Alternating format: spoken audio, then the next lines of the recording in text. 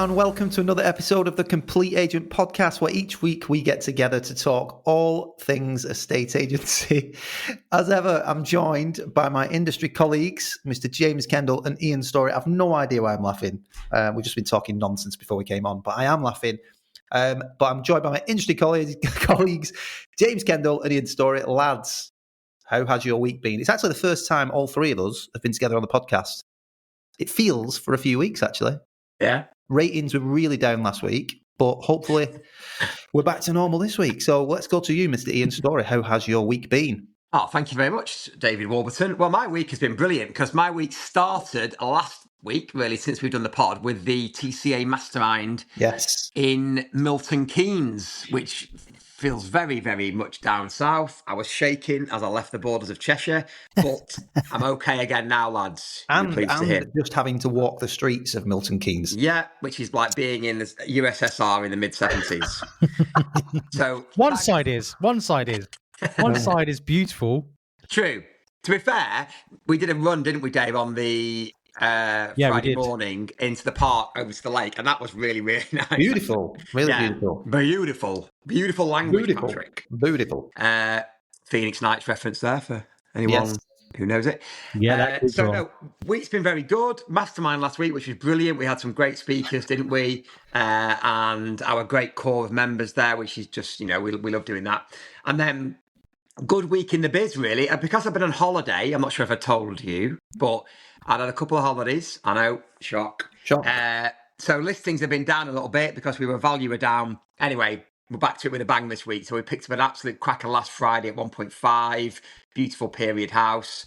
Negged slightly on the fee, 1.85, but it's still a beauty and really good in the local area. Picked up a really good barn conversion development. So a development of 3 barns on a farm near Tarpley. So it's got full planning. So we're going to be marketing those for the farmer. Hopefully, then picking up the development once it's done. I had a lovely valuation on Monday, which I've picked up. Now they paid this. Get this, okay? They paid $640 for it 2 years ago. Okay, it's a lovely period semi-detached house, nice location, nice big garden.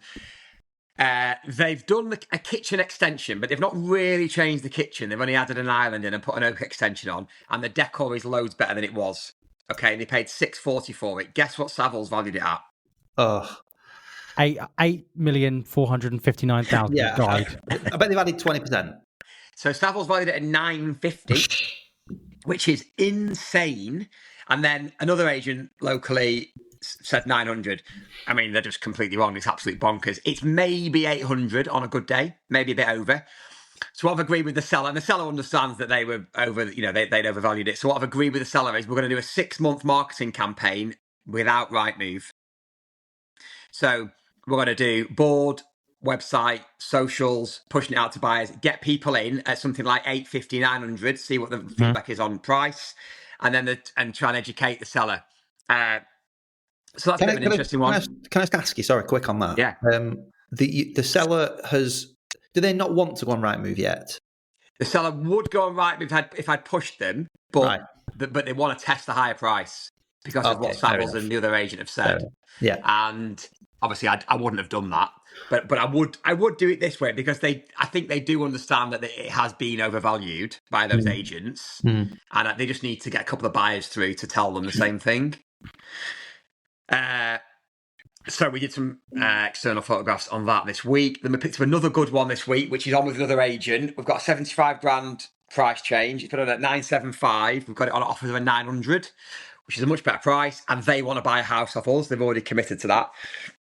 So that's a great listing locally. Got it off an agent who sells quite a lot of stuff. I tell you what, the battle the seller has had at getting off the market with other agent has been unbelievable. So I've had one of them, sorry. So they've got a 28-day notice period, but they hadn't signed the terms. I mean, who is putting houses on without signed terms? Shocking, isn't it? But anyway, they hadn't signed the terms, but the agent was saying, look, legally, like by law, you have agreed to our terms, even though you've not signed it, which I think is true, but let him go, mate. I mean, what is he doing? Anyway, they've battled. I've said to the guy, look, I'm not doing any photos on it until you've got it off Rightmove. Anyway, he's got it off Rightmove, so we're going full steam ahead on that one. Cracker on Tuesday, detached. It's a stable conversion, lads. No. Yeah, No? farm building. Lovely area between Tarpley and Chester. 950, 2%. Couple of acres. That was a beauty. Got the go ahead on that yesterday morning. Then another one that sort of gave me the go ahead about 3 months ago at 1.75. I sent you lads the photograph last night.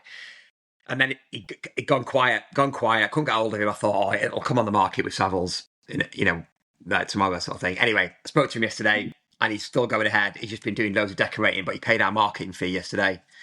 And a good Which sales is, agreed. Ian, which is? Marketing fees are grand, Well fees done. 2%. Right. Yeah, Nice. so anything over $1 million is a grand plus that, unless it's really high, and then we'll charge 1,500. Anything below a grand is 750. And then good sales, 1.25, a little one at 260, little period terrace, 940, 420, and Phil agreed one yesterday at 710. So good, I would say good. We put a house on the market a couple of weeks ago at 1.25. It only had one viewing. They second viewed it. I thought they're going to offer on this, and they don't want it. Oh, A little bit disappointed. We have had a faller this week. We agreed at 975. The survey came back and they wanted to reduce by 50 grand, which is ridiculous. So the seller and us told them where to go. So we've relaunched that, but we've got viewings on it again straight away. So all good, really, lads, I would say. And our new valuer started this week as well. So Matt joined the team. His first day was Tuesday. He's got great experience in the higher end markets around, some of the nicer areas in the Northwest. So he's going out by himself from next week doing his own vals. So I'm pumped this week, really, because it feels like I can get back to a little bit of a better structure in my week because it's just been so mental. Yeah, good. Sounds good. JK, how about you, mate? Bit of a mixed bag, to be honest. God, that was depressing. Oh, that was depressing. Give us some energy. You had taken on my energy. I mean, to be honest, like I say, it's ups and downs, isn't it? We lost 1.3 sale. We lost a 700 sale this week. We've been hit hard actually very recently with fall throughs. And what's frustrating is there's nothing we could do about it. It's no kind of reflection on us. It's just buyers are so fickle at the moment, aren't they? We've had one buyer. Well, actually, those two buyers have just gone, no, do you know what? We found something better. Oh, mate. So, yeah. And you try and explain that to the seller, and the seller takes it personally because, of course, you do. It's their house, and they're saying they found a better house. And what they're saying is they found a better house for the money. And the way that the market is at the moment, this is what I'm trying to explain to new clients as they're coming on, is that you need to be competitive in the market. You need to look good value in the market when you come to the market to A, get a buyer, but B, keep hold of them as well. Yeah. And we're going to go on to this, I think, in the pod and discuss it in detail. But, we've had some really good success with stuff we've launched as well. We've had lots of good sign-ups. Went out to a really lovely place yesterday at 3.5. Should get the go-ahead, hopefully, on that, which is a 2%er, which is a nice fee to get. Turned away one at 2.5 because it's just not realistic. In terms of the price, it's on the market at the moment, and I like that, JK. Yeah, talk us through that one, JK. Well, it's on at 2.5 and million. 2.5 million. Yeah, sorry, 2.5 million. On the outside, I'm thinking, well, it's poorly marketed with the current agent. I think I could maximise the marketing on the property, but having done because it's a little bit out of area. I don't have access to data loft, so I was a little bit out of my comfort zone there. So what I managed to do was, I don't know what you guys are using ChatGPT for at the moment, but there's a new kind of way of prompting where there was a podcast out with I don't know if you heard of Tom Ferry. Yeah, there's a guy called of course. Ferry, and he did a podcast recently with Gary Vaynerchuk. And it was all about GPT prompting, etc. And I used the context in there. So you've got voice mode now, and not advanced voice mode as in like you talk to it and it talks back to you, as in you can record a prompt with your voice. So you can give it huge amounts of context. So, for example, I literally had a conversation with it in context and said, I'm an estate agent based in blah, blah, blah, blah. I've been out to value this house in blah, blah, blah area. I normally use Dataloft to help me with valuing properties. However, it's out of my area and I'm unable to access the data I need to access. So I went I had effectively a 4-minute voice note with ChatGPT, gave it the context around what I needed. And basically what it did is it built me a report for all of the properties in and around the area that had sold on that road, around that road. Let me have a quick look. I've got it here actually in front of me. But it basically was like, right, quick summary, current market value between 2 and 2.2, recommended marketing price 2, previous asking price 2.5, which is overpriced by approximately, I think, like 20%. Key market intelligence, the market in this area showed strength with 502 homes selling for an average of 427,000, representing an 8.9% increase in sales compared to 2023. However, 70% of listed properties successfully sold and moved in 2024, whilst 29.77% aren't sold, emphasizing the importance of realistic prices. For premium properties, the average price for a property in X location is around 1.5 over the last year, indicating strong demand for high-end properties in this area. And then it says comparable evidence. The property's location on such and such road is an exclusive private residential road located off X. It's crucial to its value. The most expensive property that sold in that address went for 1.6, which was X in X year. Recent sales on this road include blah, blah, blah, blah, blah, blah. Anyway, it goes into price per square foot analysis. Current market data for X location shows half of properties sold between £3,950 a square metre and £5,170 a square metre, and then in brackets £367 to £480 a foot. For standard properties, for properties of this calibre, we're seeing £520 to £595 a foot, supporting a valuation range as above. Anyway, bottom line is it did all that for me, researched on all different portals. The other thing I did as well was I remember at Gatesy at the Mastermind, the screen print. So I also went on Rightmove within 3 miles and did a screen print, downloaded the file as a PDF, and then uploaded that as well. And because I use the Area 360 plugin, I feel like this is supposed to be my week here. I'm going down a rabbit hole. You did say talk me through it though, but the Area 360 plugin has the addresses and has the square footages and stuff as well, because it pulls it straight through from the EPC, so it's got the context, and then it can then basically build a table report and says this amount pound per square foot, this is sold, that's sold. Anyway, bottom line is I worked it out to be nearer 2 rather than 2.5, based on all of the data and the evidence. They didn't agree. They didn't want to pay an upfront marketing fee. They'd been told by a local agent it was 2.9, who then reduced it to 2.7 and then reduced it to 2.5. So I said, well, what's the strategy? Do we just keep chopping the price until they get it right? Or do we need to get it on at the right price with the right marketing? So the bottom line is I said, look, this is where it needs to be.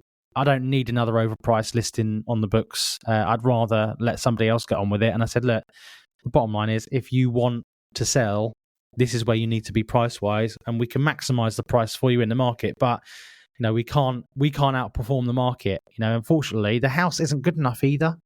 It's a big house on a lovely plot, but it just isn't good enough to outperform the market, which is why nobody's interested in it. So, yeah, that's one I walked away from. But also, equally, I've got a really nice couple of decent 2%ers coming on. Nice one. We're actually doing a one as a case study for staging.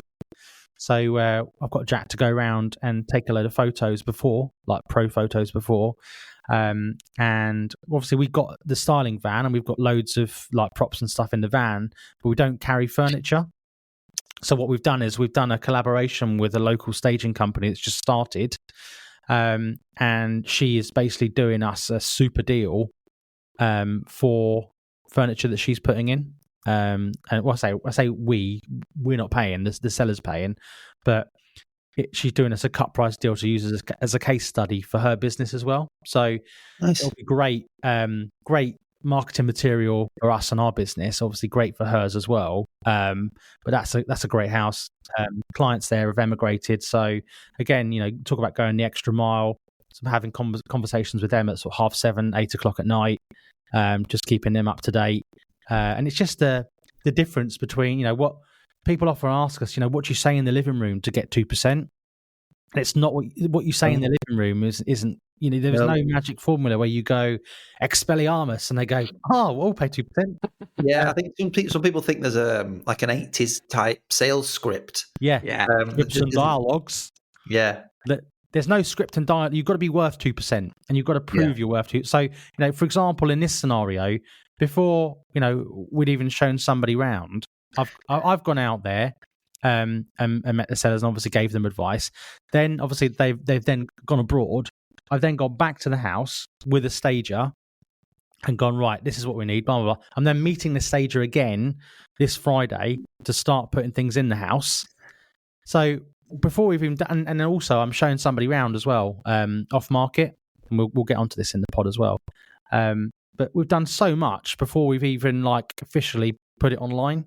I just think that is the difference between 1% and under and what 2% looks like. So anyway, Dave, how's your week been, mate? Thanks for listening. See you next week. Yeah. Yes, not a bad week. Thank you.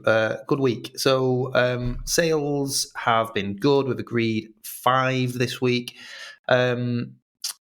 And we were talking before we came on, a lot of them in that sort of gold dust range, as Mr. Storey likes to say. So a couple of lower value ones at like 340, 375, but nice fees, very easy sales. And then, houses at 600, 700 and 600. So really good sales. And I was saying before we came on, lads, I think I get more of a buzz, sometimes out of the 2%, 600 and 700,000 pound listings than I do selling a 1.52 million pound listing. They come on, they're quite not easy to do, but very good to do and enjoyable. And usually they sell quite quick. Offers have been really good this week as well. We've had quite a few offers on properties, which is nice. Instructions have been great. So we've put 6 new to market this week. Again, all in that sort of gold range: 600, 750, a million, 600, 475, 600. All really good stock. So yeah, really, really good week. Again, we've had the same sort of issue as you, JK. We've struggled with followers this year. To be honest with you, it's been up and down, a bit of a roller coaster. But this year has probably been the year where it's affected me less, both mentally and financially, just because of everything else that we've got going on, and the good quality fees that we get from various other bits. So I generally take it with a pinch of salt. We all have the cash flow moments and things like that, but it just is what it is. You just crack on, don't you? And as well, I've got three good listings in the background. We've just been talking about off-market listings and showing people around off-market properties. I've got 3 here, sort of one at 3 million, one at 2 million, and another at 3 million. Did an off-market viewing on one last week. Unfortunately, it's not for them, but he's given us the go-ahead to get cracking on that. And then 2 that are quite private and don't necessarily want to go full public at the moment. So we're just doing a bit of work on that. The other thing that I know we're going to get into, lads, is that I am speaking to a lot more buyers at the moment who don't necessarily even have houses in the background, that just are really keen to find something and will pay the same sort of fee as a seller would. So I've been engaged on one this week where they've got a budget of £4 million, and they will pay a full fee on that. So it'll be like a sale. So naturally, we're going to get to work on trying to find them a house. It's actually out of area as well, but I don't care. It's well worth putting the effort in.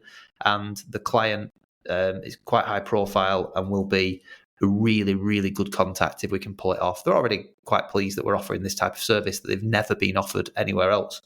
So I know we're going to get into that. Just listening to you boys then as well, touched on a couple of things. Obviously, the mastermind we had last week, which was we always get a real buzz out of that, don't we? It's great to meet up with the members once a quarter, hear their troubles, challenges, successes more than anything, though. And there's something that's stuck in my head, lads. We did a few. We always ask questions, don't we? We sort of put your hand up, if, and we'll ask the question.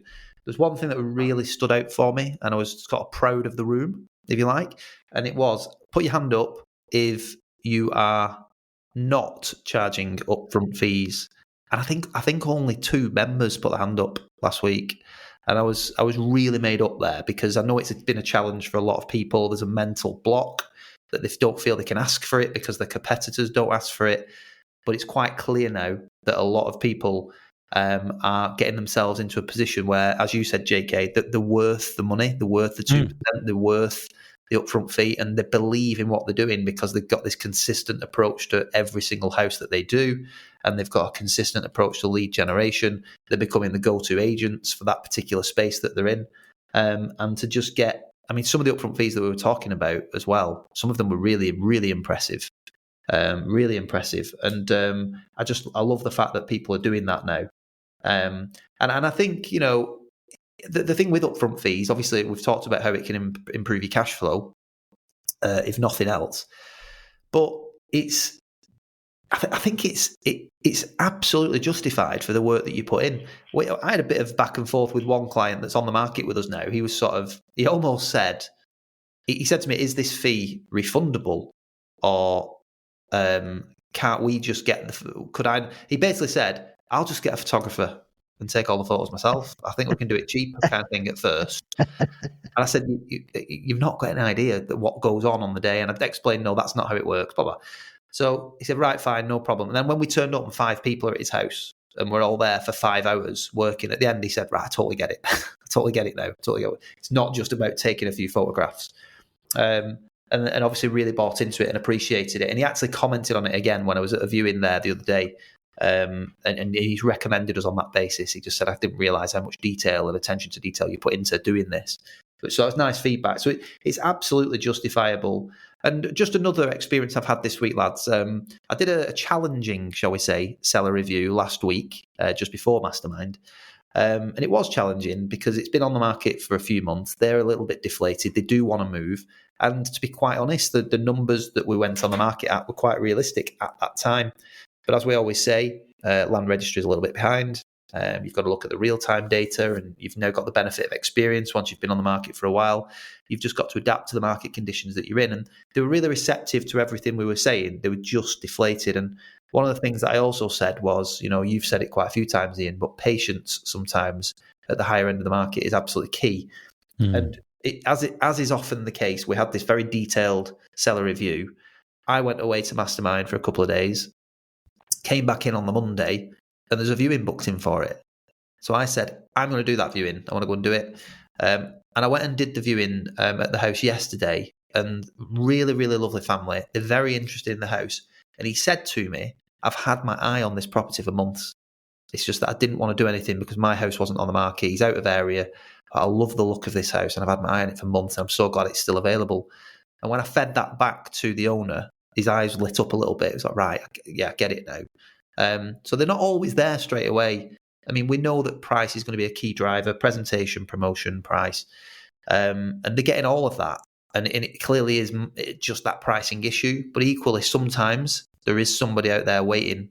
And if it's not been that long at the higher end of the market, sometimes homeowners just have to be patient, don't they? And you've got to wait on it. But yeah, buyers has been a big thing for me. I'm working with quite a few buyers now, and I think we're going to talk a little bit about that today, aren't we, as well? So shall we get into it, lads? Have you got anything to add regards Mastermind and things like that after any experiences that we got last week? Really good session. We had one thing I would say. Some great stuff shared at the Mastermind. Yeah, I was going to say that one of the things is about these Masterminds, that it's not just about the three of us, obviously standing at the front of a room talking nonsense. We always get we've started over the last few Masterminds to get some really valuable guests Simon Gates is just brilliant. He has everybody in the palm of his hands, doesn't he, with some of his statistical data. He's brilliant. He does a good. Apart from making us three look like mugs. Yeah, he mugged us off straight away. He really did. He did that. Some context behind that as well is that we played the property guessing value game, didn't we, across the country? So we picked a random location and we had to guess how much the house was worth. But it was all in context. In terms of if you're there, you knew what it was about. But sorry, Dave, go on. Oh yeah, he's good at that though. But he's great value. Gives a good hour of his time, and people go away with loads of value. I think there.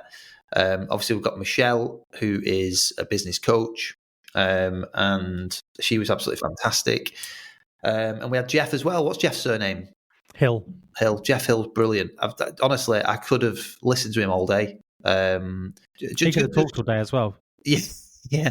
I think genuinely, I was like, I was listening to his background and stuff and his story, and it was just amazing. Just give us a bit of background about what he does, JK, and the value that he added that day. So Jeff is the co-founder of Harrier Global, and they are a sort of security advisory firm for kind of the high net worth and ultra high net worth space. So they do a lot with sort of Premier League footballers, people involved in sport, but also people involved out of sport. They're the more sort of high profile people they deal with, like that are in the public spotlight, and it's just giving them security advice, along the lines of everything from don't tell everyone you're away on social media in Dubai, all the way to sort of home security requirements and what I suppose criminals are looking to do, because in the talk he was saying it's not your average crackhead on the street that is walking by the house and is going to break in and steal watches.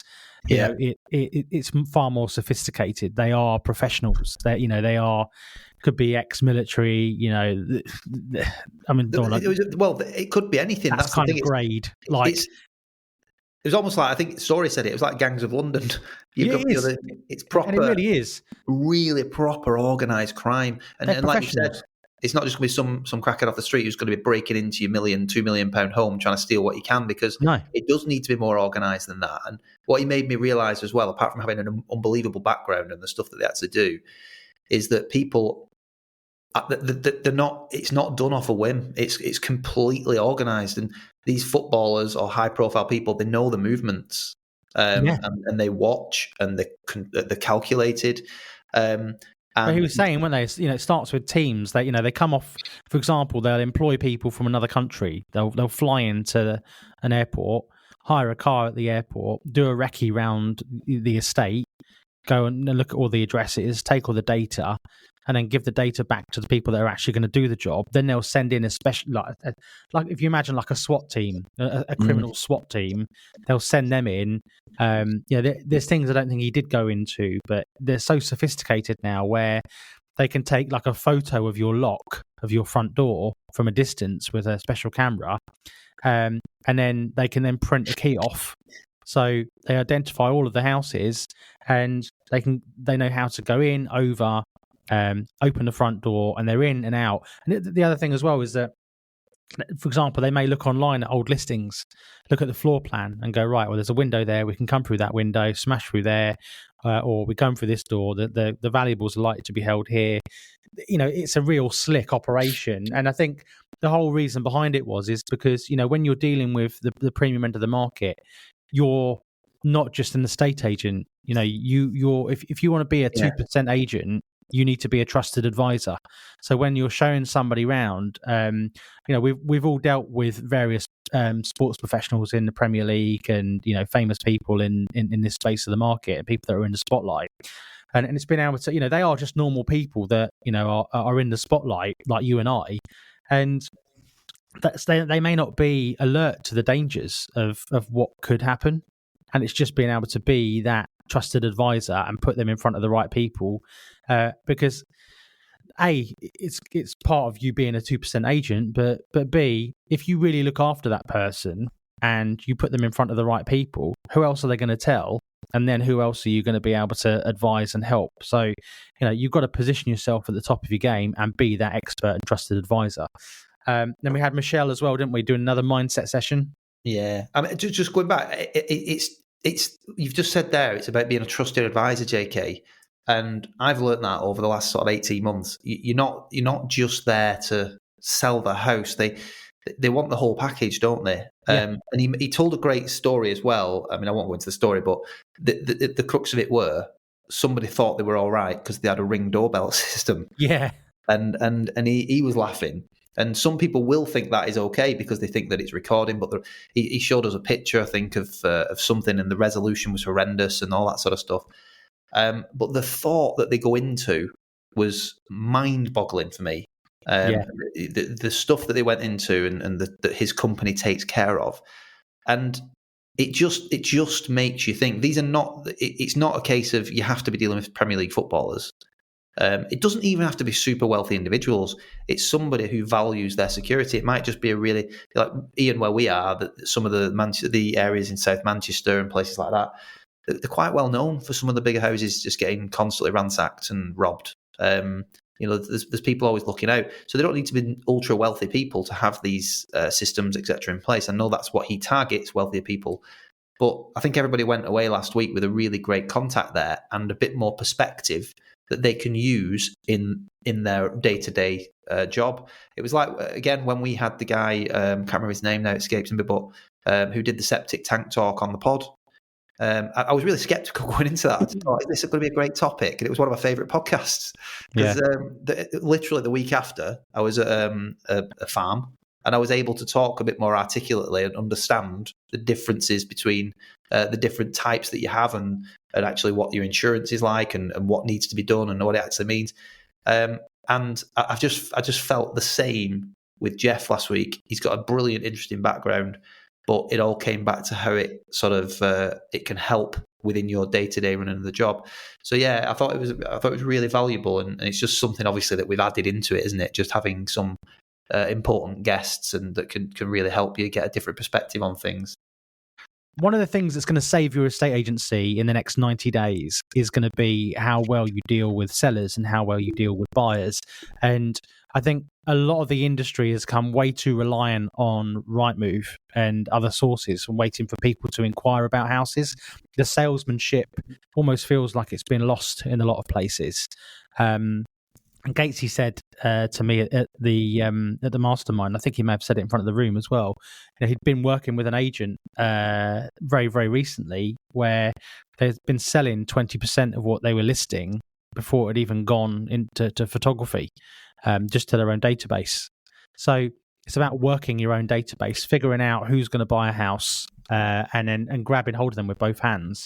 And getting them through the right doors. If you've got a client, we've all got clients that, Dave, you have a fantastic anecdotal saying that works really well when you're trying to get a reduction where, if they're on at 850 and they take 820, and if you went away for 6 months on holiday and came back, this is what I do. That's great and it does work. But sometimes you get some clients that are just, no, we're in at 850. And if someone really wants it, they'll make an offer. But it's then, if you've got somebody that is in your database that's viewed somewhere at 800, could probably push themselves to 815, 820, going, come and have a look at this. It's on at 850, but just come and have a look at it. See what you think. And then getting them around there, getting an offer of 820 from someone that is in that position. Seller goes, see, I told you that it'd work. But it's all about putting the right people in the right places and figuring out. When I was a negotiator at Countrywide all those years ago, I used to sell so many houses. There was 4 of us in an office negotiating, 2 listers, 4 negotiators, a manager, you name it, big flagship office. And in the, 2008, 2009 market, so it was a horrendous market, I was banging out 3 deals a week, every week. And they weren't sexy houses. They were like 200 to 400 back then, which I suppose would now be, 6 to 800 £1,000 houses. But all I didn't do anything special because, corporate estate agency, they just used to make you hit the phone. You had a target of, you had to make 100 calls a day. And I didn't believe in any of that crap. What I did, I just did it my way. I figured out from who was in and who was viewing, who is coming to buy a house this week. And as soon as you figure out who is going to buy a house, You focus on them. Yep. Well, it's a buyer's market, isn't it? 100%. So focus on your buyers. Yeah, I mean, I've just been talking about that. There's so many out there struggling to find. One thing that I've really started to drill into the team recently is, look, imagine how many people you've been to, even in the last year, who've said to you, I don't want to sell my house yet, but if you've got a buyer, let me know. Yeah. I mean, you go to those a lot, don't you? And we've not really done much with those. You know, you don't do when you're busy because you're selling and you're listed. And I think we're all guilty of that. Most of us are guilty of that. But with this new valuer coming into storage now, it's going to give me more time. And I've definitely got stuff between 1 million and 3 million where the sellers will take a viewer and they're not on the market. And I've got buyers at the same price point that are looking for something. So if you can put that person in touch and do a viewing on that house and the seller would pay your fee, it's amazing, isn't it? You don't have to do any marketing, you don't have to do any viewings. What in the estate agency is going on here? So, I mean, we've all got sticky stock, and I've got a couple of large semi-detached sort of Victorian houses at the moment that are punching a bit with the price tag that we're asking for. But again, because of the price point they're at, I think a lot of people will be searching for detached homes. And what we've managed to do is get people through the door quite recently. And one of the things that I'm saying to them is you need to go and see this home because it feels detached when you get there. You know, these houses are 3 bricks thick. They've got the big rooms, tall ceilings. You'll feel like you're in a detached property. Anyway, go and see it. And what you tend to find as well is that makes life easier when it does come to the price reduction. Because we've had a couple recently where I'm having to say, you've had viewings, but you've not had a single inquiry from Rightmove. And that's a problem. That is a problem. So the viewings that we've got through the door for you are off the back of our matching out process, people that we've spoken to, social media efforts. None of it has come from Rightmove, where the reach is far greater, and those are where most of your active buyers are. So that is a problem. So if we're not getting those inquiries, it does suggest that there's a pricing issue. So it makes that process a little bit better. But my view is that you should have a list of your hottest buyers, and you should be discussing them now every day because you are in a buyer's market. And I think a lot of the sort of angle that we were having at the mastermind last week was that you're now getting towards the end of September. It's October, November, December. You've got 3 months now. The likelihood is that anything that you sell now is unlikely to complete before Christmas. It's got a chance, of course it has. Yeah. But I think you're better off saying it's not likely to do so. And now you've got to fill your pipeline. So what sales have you got? What stock have you got on the market right now? What are your on-market fees? What can you have an impact on? What can you affect? What can you reduce and get into your pipeline? And how do you get sales in the pipeline? Well, you find buyers. So you've got to get into your database and start working with buyers. It's as simple as that. Matching properties out, helping them find other things. It'll bring listings to the table. And you need to try and get into 2026 with a decent pipeline, because obviously if you're on the back foot going into January 2026, then that can really make the rest of the year chaotic from a cash flow perspective. But ultimately as well, if you're going into 2026 with light on listings and stock, you might not be at the forefront of mind with other agent, with the consumer when they're looking to instruct their agent. So having your consistent lead gen strategy and all that is also important. But yeah, buyer management now is more important, I think, than it ever has been. So question for you both then. You can either take all 3 or one each or an alternate. What's 3 things you'd be doing now to have a maximum impact over the next 90 days? If someone's listening to this and they go, right, all this information is great from the podcast, but if I've got my pen and my paper in my hand now, my notebook in hand now, what's 3 things I need to do and focus on to have a massive impact in the next 90 days? The first thing for me is communicating it to the team, because it's the team who are speaking to all these people every day, not me. Yeah. So and what are you communicating to the team? Break that down. We've amended our our sort of team meeting structure as of this week, or last week. So we've changed our structure. So we've got a focus. So basically, we've got more of a focus on buyers. So on a Monday, instead of doing a run through of available stock and client updates, we've moved that to a Tuesday. And the start of the week is now focused on what vals we're going to, what hot buyers we've got registered, and can we place them with those properties. Yeah. And then off the back of that, obviously, we're just generally talking more about these hot buyers. We're going to have them on a board. Aidan wants it on a spreadsheet. I want it on a board. That's millennials versus whatever I am, my generation Z. So we'll probably have a bit of both. But then every other morning, a 10-minute run through of any hot buyers from the previous day. Yeah. And we were saying to the team that hot buyers doesn't mean someone who was cash that registered 9 months ago that we've not heard from. Hot buyers are people who are looking now. Who is looking now for something that they really want to buy something now. They're chain free, ideally cash, motivated. They've got the right budget. They're the people we want to try and put in front of properties. And then off the back of that, like I said before, I'm going to start going through ones that I've been to and ones that Phil's been to where they've said, if you get a buyer, let us know, because there's definitely sales there. So what else are you doing with those buyers, mate? What? So you're getting them into the properties that are coming on the market. You're matching them out. What else are you doing with them? Yeah. So Phil, again, because Phil's a bit more freed up now because his role's changed, he's now got buyer meetings booked in the office. So to do property sourcing for. Yeah. So I think he's got 2 this week, 1 this week, something like that.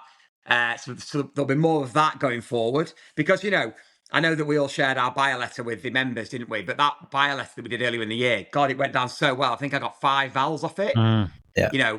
And the buyers had a budget of something like 1.5 to 2.5, and I think I had 5 vals off it. So they work.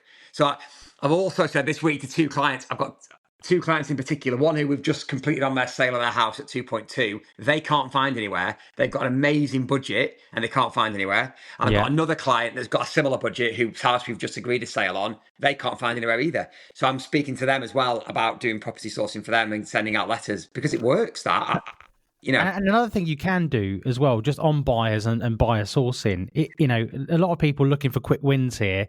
Writing a buyer letter or getting a buyer letter is one thing, sending them out is one thing.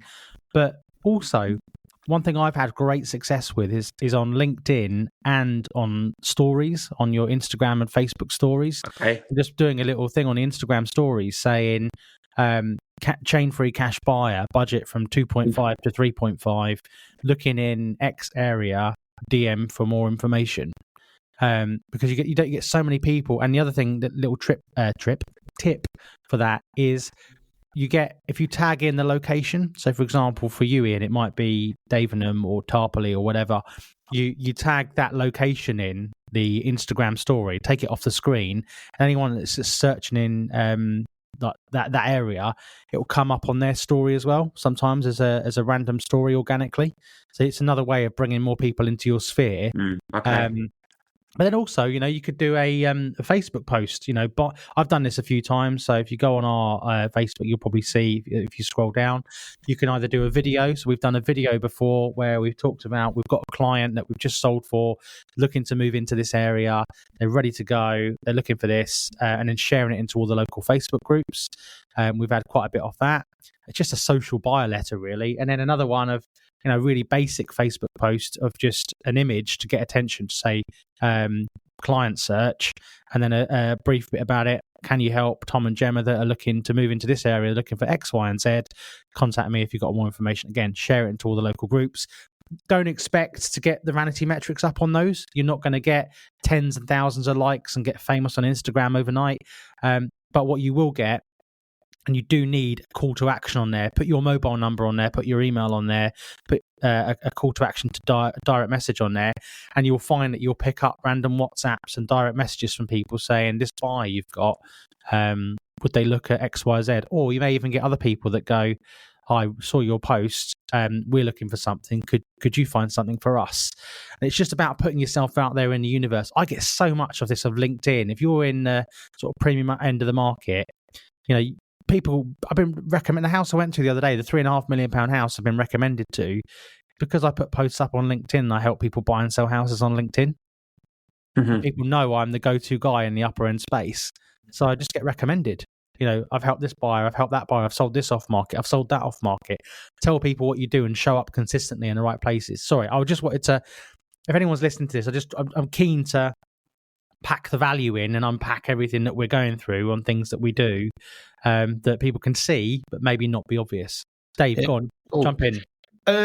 So yeah, listen, buyer campaigns, as we've touched on, for me would be number one right now. It is probably, like I've said to you guys before, I think it's probably the biggest return on investment the Tom and Gemma letter that is now famous within our group has been really successful for us. I think the best campaign we had on that was 99 letters, 7 vals, 1 bullseye. And obviously 6 straight into nurture. Another one of them came on the market, and we're not talking lower value homes here as well. So the numbers, if you think 99 letters, what, 150 quid?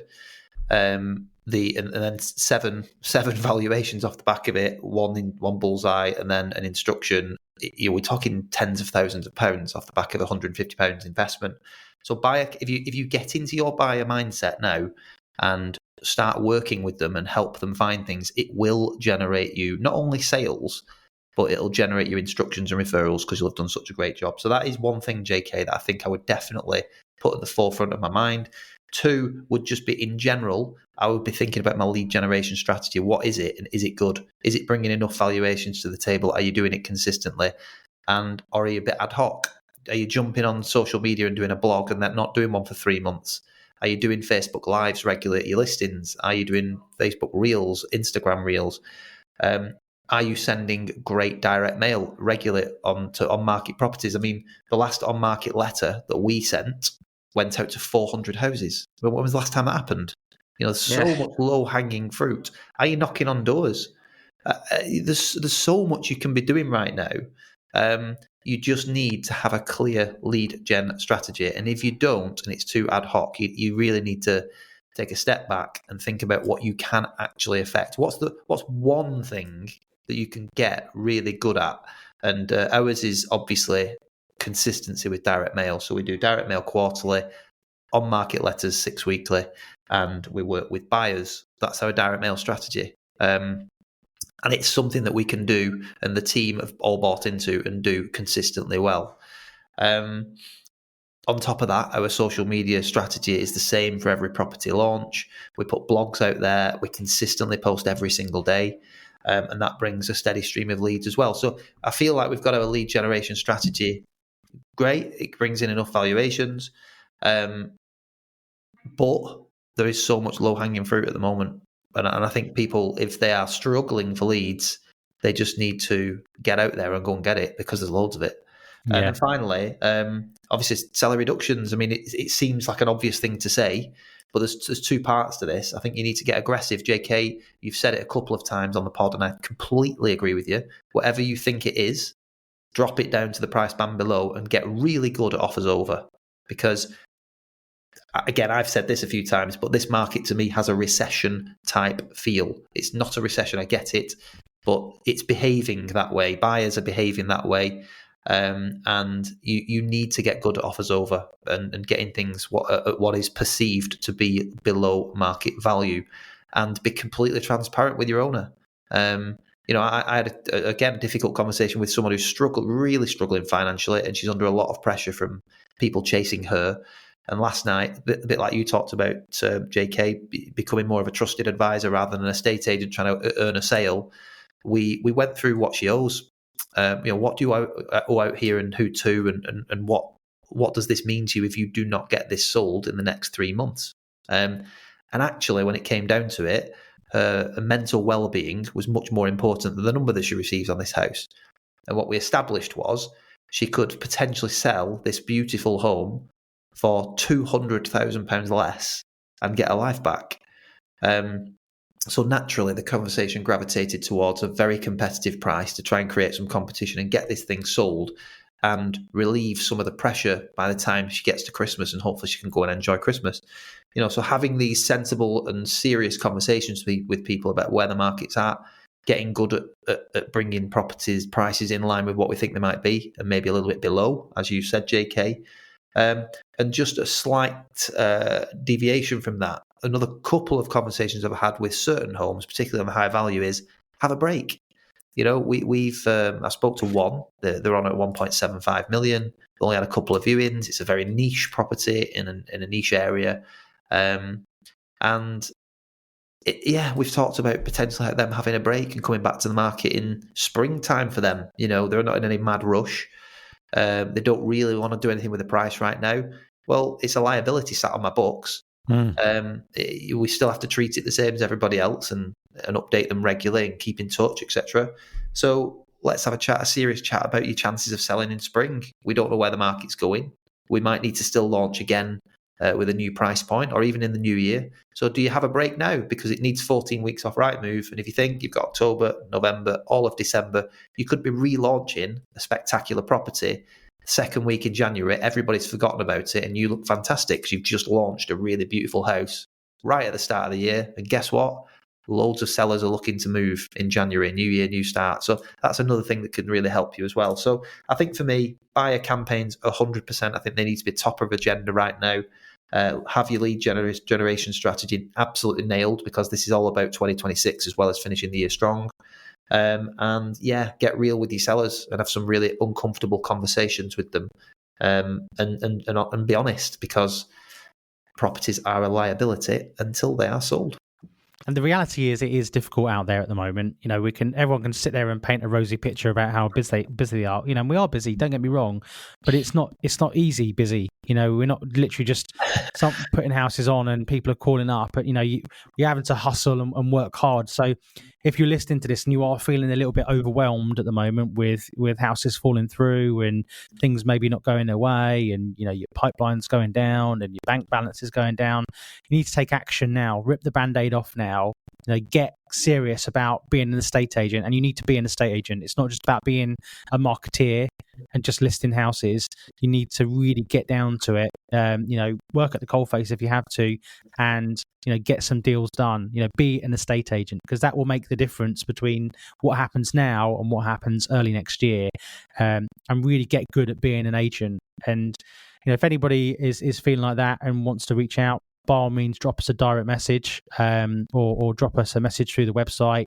We had a couple of calls in the last 2 weeks with some new people that are joining TCA, and they're all feeling the same thing. You know, they feel like they're doing good. They're on the right path, but they're just ready to take it to the next level. But also need a bit of help. You know, some of these people are getting amazing listings, but they just can't move them on. And I just want to stress that TCA isn't just about marketing and getting through the doors of the best homes. We actually will help you sell them. And move on. That is the key thing. The amount of, you know, we have a private WhatsApp group with all members, and the amount of support that we give out one-to-one at times as well. I was just chatting to a couple of members at Mastermind. I think really is invaluable to them to know that if you're an owner operator, or even if you've got, you know, a 5-branch independent agency, having someone to go, do you know what, this is what you need to do, or you know, sometimes just a sounding board can make all the difference, because it is tough out there. It is mentally tough out there as well. But you will get out what you put in. So again, as Ian said, you know, you've got to get serious and sit down with your team, look at your processes, look at who's going to buy a house, look at who really wants to sell a house as well. Don't just list for listing's sake. Get serious about being an estate agent, and you will reap the rewards. So that seems like a good place to leave it, gents. It's been a good one, I think. Packed ChatGPT, how to be an estate agent. Big Jeff, yeah. It's been a good one. So yeah, if you are interested in learning more, please get in touch. But otherwise, can I just say one last thing? Are you going on holiday? I might be. I've not decided yet. We'll see how things go. But I wanted to say, just finishing on the mastermind thing and the TCA thing, one of the most important masterminds is coming up in December. Yes. Yeah. It is the planning day. So we have a full day of meticulous planning, business planning for 2026. So it's basically to set your business up for success in 2026. It'll be a full-on day. And if you are able to join by that point, we're also going out on the evening, aren't we? We're having a bit of Christmas do. Just on the planning bit, nice. If you are really serious about moving the needle in your business and you want to go in granular into the nuts and bolts and how you are really going to transform your business and your life, there is one member in particular that I'm not going to mention on air. He has seen exponential fee growth. He's just absolutely rocketing, and he's absolutely going for it right now. It is a great day. It's lighthearted, but also we are serious about moving the needle in your business. So if that's something you're interested in, reach out to us. It is area exclusive, so you may have to join the wait list, but please do get in touch, and we will see you next week. Thanks for listening. Cheers, guys. Thanks. Bye.